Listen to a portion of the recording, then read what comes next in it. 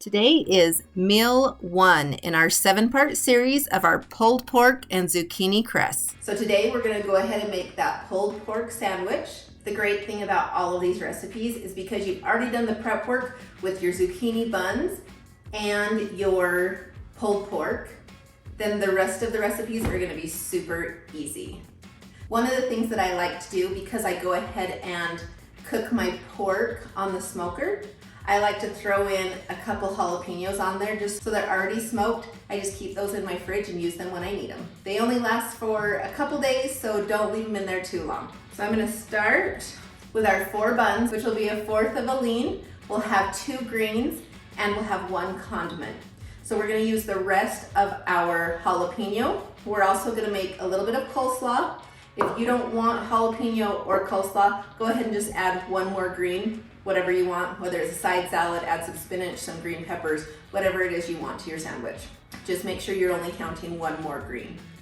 Okay, so this total will be 1 full lean, 3 greens, and it's gonna be using all 3 of your condiments. We're gonna go ahead and use G Hughes. I love G Hughes, they have so many different options. So we're just gonna use the original barbecue sauce for this. We're also gonna use coleslaw, which is fantastic. So we're just gonna use a tablespoon of each for this. We're gonna start and make our coleslaw. This is just gonna be about 2 ounces of cabbage. I like to get just the coleslaw only, not the coleslaw kit, mostly because the kits will have a dressing that's a little bit too high in sugars, carbs, all of that. So we just wanna use something different. Also, the pre-bagged kits normally have carrots in it, and so we're gonna try and avoid that. So just cabbage. You can also just get your own and chop that up. So we're gonna use 1 tablespoon, and honestly, you don't need to use the whole tablespoon if you don't want. It depends on how saucy you like it. And I'll just go ahead and mix that right up. Okay, I've already weighed out our pulled pork. You're gonna want 3.75 ounces of pork. And I'm just gonna put that right on 2 of the buns. And this is a pretty generous helping of pulled pork on these sandwiches. It's gonna be delicious. Like I said, we went ahead and put ours on our smoker. I like to go ahead and put that in the Instant Pot for a little bit just to really get it to pull apart easier, but I also love that smoke flavor on there. So we like to do both, but cook that the way that you want your pulled pork and weigh out the correct amount. We are then gonna add a tablespoon of the barbecue sauce. Now this tablespoon is going to be for both sandwiches.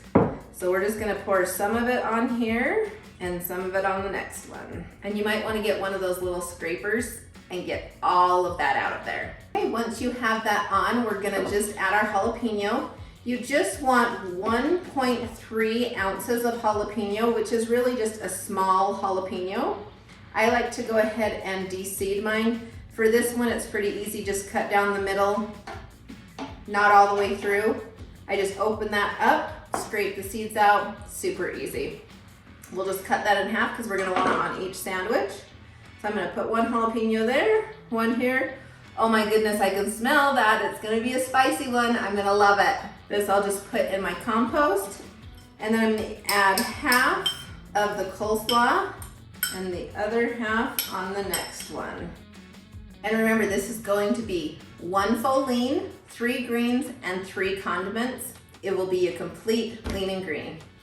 We'll just top that with the other buns.